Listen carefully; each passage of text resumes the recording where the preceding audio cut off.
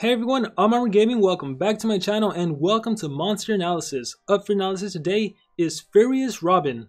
Furrius Robin's motto is hit hard, hit fast, take everything you can and run as far as you can. He's kind of a fragile creature, but he makes sure to hit before he can be hit. That's how he'll stay safe. And it's funny because that description is actually pretty accurate. Anyhow, here we have Furrius Robin in all of his different forms. And I gotta say, I really love this monster design. He's a squirrel, he's an archer, and I don't know when you guys are watching this video, but at least at the time recording this video, this monster was released during a progressive island event, and it's been a while since I've really tried during one of these events, and my whole purpose during the event was to get this monster. And so, as of the time recording this video, I do believe I'm going to be getting this monster, and just to show how much I really like this monster, I had no idea what his skills were, what his stats were. I just saw the monster design, and I'm like, I need to have this monster. But anyhow, let's actually analyze this monster. So first of all, he's a nature monster, and currently there's 35 nature legendary monsters, and I really feel like there needs to be a lot more nature monsters added. There's tons of other monsters in different elements, tons of good monsters in other elements, and nature could really use a boost. But apart from that, Furrius Robin is also part of the superheroes book, which I think is great. A lot more monsters need to be added into this category. And then he's also part of the Good Legions book, which is currently the home to 71 legendary monsters. So there's a lot of competition in this book. And with that said, let's analyze the stats of this monster. So power is 3531, which is one of the higher powers in the nature element. This power of 3531 is the third highest power in the nature category, tied with Sherlock, the team race monster. The only two monsters that have a higher power are the Judgment, which has a power of 3542, and Borjork, which has a power of 3608. So 3531, he's definitely a strong nature attacker. And as for this monster's life, oh boy, get ready for this. The description was not kidding when it said he's kind of a fragile creature. His life is 25,032.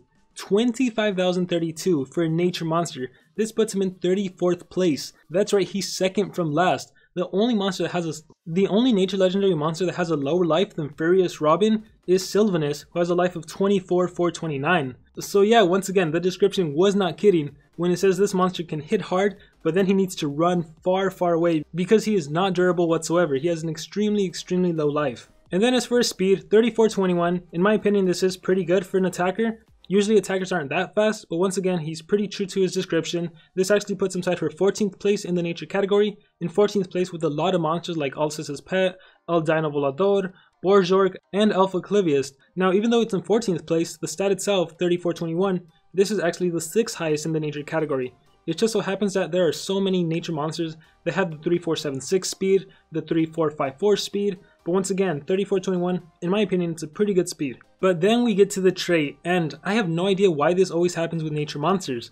For some reason, nature monsters never seem to have a really good trait. Like, I mean seriously, just about every single monster that's been released up until now, they've started to have the harden trait, a 20% chance to not get hit with any negative effects. But then you come to nature monsters, the previous nature monster that was released, Alpha Clivius, that monster was immune to poison, which is honestly a rather useless trait. And then we come to Furrius Robin, who has immune to blind, which I'm not saying is useless by any means, but I'm just saying it's really not beneficial, especially when he can get possessed, he can get stunned, he can get frozen. In the nature category specifically, you have to worry about being stunned and possessed. So it's a real shame that he doesn't have the harden trait or some sort of immunity to one of the common deny skills, or the common control skills I should say, but nonetheless, it is what it is, he's immune to blind.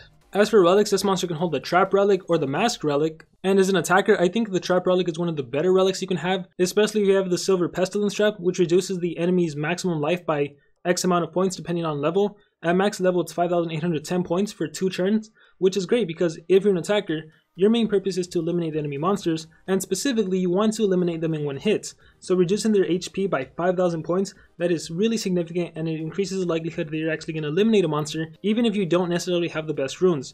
And aside from the Pestilence Trap, you can utilize some of the other relics to reduce stamina from some of the enemy monsters. And then as for the Mask Relics, there's some really interesting ones you can utilize. There's some that can drain the enemy's stamina, there's some that can recover your stamina, there's some relics that can recover your life when you fall below a certain HP point, which for Robin that shouldn't be too difficult. If you happen to have the Diamond Relic, that can increase your strength by X amount of points depending on its level, so for an attacker that's very beneficial. And so as far as stats go, in a nutshell, the most amazing thing about this monster would have to be his power stat of 3531. And with that said, we can move on to analyzing Robin's skills, starting off with the ultimate skill, Hero of Sherwood. Applies triple damage and double damage to itself, gives 1 extra turn to itself. This ultimate is really amazing, especially for an attacker. He gets triple and double damage and an immediate extra turn. Triple and double damage and an extra turn. How insane is that? and it would be even more insane if he gave himself increased accuracy so he doesn't miss his next attack when he's all buffed out, and it would be even more amazing if this monster had an AoE skill, but unfortunately he does not. That's right, even if this monster was to get his ultimate attack on the very first turn, at the very least you guarantee to kill one enemy monster, well 95% of the time if it's a single target hit, right? 5% of the time you're gonna miss. So that's pretty cool. I really feel like this monster should have had an AoE, because then he would have had the potential to kill an enemy monster on the very first turn, assuming he got his ultimate. That'd be amazing, but unfortunately that's not the case. But still, nonetheless, the ultimate itself, triple damage, double damage, extra turn, that's pretty darn amazing. As for skills group 1, in my personal opinion, there's nothing worth mentioning, so on to skills group 2 we go. And the very first skill we have in skills group 2 is Piercing Shot. Deals heavy nature damage to one enemy, applies bleeding to an enemy, requires cooldown. 45 nature-based damage to a single enemy monster, 22 stamina cost, 1 turn cooldown, and it applies bleeding. Bleeding for the next 3 turns will remove the enemy's HP by 15%, so for a grand total of 45%, and it will reduce the enemy's damage output by 20% for the next 3 turns. And so I would personally say this skill isn't anything too amazing. Yeah, it gives bleeding, but only 45 damage. This is not going to be one-hitting any enemy monster. In my personal opinion, I would not run this skill.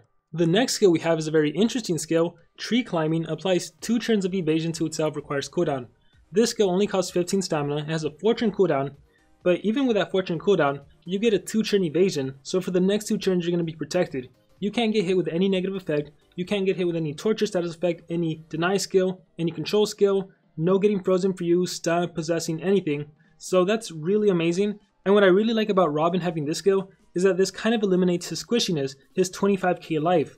Sure, he may have a low life, but if you can activate this skill, if you can get that 2 turn evasion, you're going to be protected, and then you're going to be able to attack the enemy monster, at least for the next 2 turns. And considering he has a high power of 35-31, he has some skills I haven't talked about that are 60 damage, he's going to be one-shotting enemy monsters 1 turn at a time. So he can give himself that evasion, on the next turn one-shot an enemy monster with his bow and arrow, and then on the next turn one-shot another enemy monster with his bow and arrow. Pretty cool in my opinion, however it does take some time. It takes some setting up. You're going to have to deny the enemy monster, you're going to have to keep your other monsters alive. Ideally it'd be better if you have a support monster that can give him increased accuracy. That way when he actually goes, he's not going to be missing. And ideally if it's increased accuracy and some sort of buff, that way you can guarantee he's going to take out the enemy monsters. So Tree Climbing, I think it goes without saying, it's a must-have skill on this monster. The next skill we have in skill group 2 is Sheriff Bane. Deals heavy nature damage to an enemy, applies burn to an enemy, requires cooldown. 50 nature-based damage to a single enemy monster, 22 stamina cost, 1 turn cooldown, and then it applies burning, which reduces the enemy's HP by 15%. Now the interesting thing about this burning is that it actually lasts for 4 turns, as opposed to the usual 3 turns. But I don't know how much that really matters, considering most of the time the enemy monster shouldn't be alive for 4 turns. Usually you eliminate them by the 2nd turn, and then at the very least by the 3rd turn. But anyhow, that aside, I think most people are going to have to decide between running Sheriff Bane or Piercing Shot, with my personal recommendation being towards Sheriff Bane, just because Sheriff Bane is 5 damage more. Like honestly, these skills are identical with the exception that Sheriff Bane is 50 instead of 45. Now between bleeding and burning, obviously bleeding is better because it also reduces the enemy damage output, which can help you stay alive. But then considering this monster is an attacker, you really want to deal as much damage as possible, especially if you happen to have a pestilence trap on this monster. You can reduce the enemy's maximum HP, and then maybe that extra 5 damage on Sheriff Bane is going to be that extra damage you need to eliminate the enemy monster in one shot, or at the very least when the burning actually takes effect. But with that said, you can also choose to not run Sheriff Bane and instead run all of skills group 3. That's also definitely viable, but we're going to discuss why I'm not a fan of every single skill in skills group 3 very shortly. So first we'll start off with Thieves Bow, and this skill deals very heavy nature damage to one enemy, removes positive status effects from one enemy, requires cooldown. So single enemy, 60 damage, 24 stamina cost, 2 turn cooldown, and it removes good effects from whatever enemy monster it attacks. Now most of the time, in my opinion, I think Thieves Bow is going to be one-shotting the enemy monster, especially if you can get a supportive monster in your team that can give you that increased accuracy and that double damage, or that can maybe make the enemy monsters weak to nature attacks. You're going to be one-shotting enemy monsters. And so the fact that this skill removes good effects, it's just sort of like a little extra that may come in handy in some situations. I think specifically when you fight against other nature monsters, that's probably when the removing good effects will come in handy the most, because nature monsters, they can give themselves life regeneration, stamina regeneration, they can give themselves good effects. Also when you fight against earth monsters, a lot of them can put up shields, so that's when a skill like Thieves Bow really comes in handy, or at least that removing good effects effect of Thieves Bow. But yeah, I think it also goes without saying, Thieves Bow is a must-have skill on this monster, and then I'm going to skip to Venomous Shot. Venomous Shot deals very heavy nature damage to an enemy, and it applies poison to an enemy, requires cooldown. So 60 damage single enemy monster, 22 stamina cost, 2 turn cooldown, and it applies poison Poison reduces the enemy's HP by 10% for the next 4 turns, and it also reduces the monster damage output by 20% for the next 4 turns. And just like with Thief's Bow, this skill is going to be your go-to skill to one-shot the enemy monster, and even if they do happen to survive thanks to that poison, that extra 10% HP it takes away, that might be enough to kill the enemy monster. And so most battles are really just going to be using Venomous Shot and Thief's Bow to take out 2 of the enemy monsters, ideally. And unfortunately, if the battle was to last any longer, you can't rotate between these skills. They both have a 2-turn cooldown. So after you do Venomous Shot, if the next skill you do Thief's Bow, you're not going to be able to use Venomous Shot until the following turn, which is why I recommend Sheriff Bane. This goes a 1-turn cooldown, and then this allows you to rotate between these 3 skills. And the reason I'm recommending Sheriff Bane and not the other skill from skill group 3, Steady Aim, let's take a look at what this skill does. Applies triple damage, increased accuracy, and slow to itself, requires cooldown. This skill costs 14 stamina, it has a 4-turn cooldown, but you get triple damage for the next turn. That's important there, it's only for the next turn. Increased accuracy for the next 2 turns. You get slow, which reduces your speed by 20% for the next 2 turns, which I don't think this skill is worth it. I think ideally it looks like it's amazing. Increased accuracy, triple damage, and then you also have an evasion skill, which means you can give yourself evasion, triple damage, increased accuracy. Your next attack is triple damage, you can't miss, blah blah blah. You can't get denied or anything. But the problem is, as I alluded to earlier when I was talking about the ultimate skill, you don't have any AoEs. So it's kind of pointless to set up this amazing combo because it's not even an amazing combo. You're going to do evasion, and then you're going to give yourself triple damage, and then you're slowed, so then you got to wait to your next turn just to do one of your 60 damage skills, which is going to eliminate just 1 enemy monster. It's really not worth it. And then aside from that, it's so impossible to set up, because I guess what, you would need a turn transfer monster, so like a Demise, a Sammy, and then maybe a secondary turn transfer monster like a Cloud. So on the first turn, Demise gives your monster an extra turn, you set up the evasion. And then when your Robin finally goes, he can set up Steady Aim. So then he gives himself triple damage, increased accuracy, but then he's slowed.